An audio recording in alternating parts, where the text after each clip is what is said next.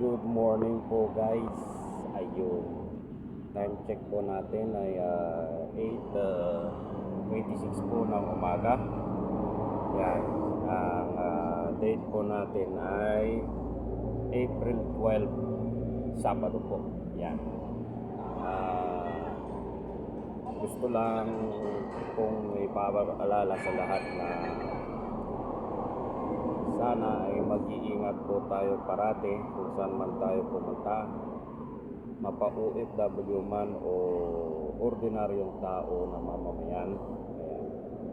Kaya lagi po nating tandaan na sana ay magdasal po lagi tayo.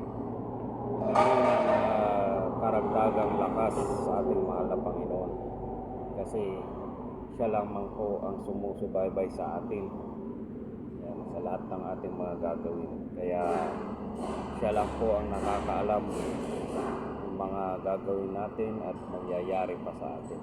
So ayan, paalala lang po sa lahat ng mga umuuwing mga OFW na kasama na katulad ko. Sana ay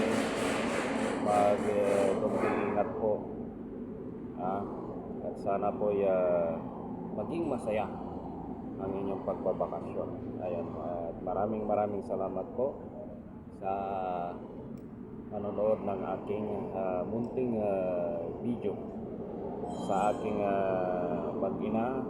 Musta po, lalo na sa aking anak. Nalalapit na ang graduation mo, gwapo. Ayan, ingat parati. Yung mga binibili ni mama. Okay? God bless us always. Mahal na mahal ko kayo.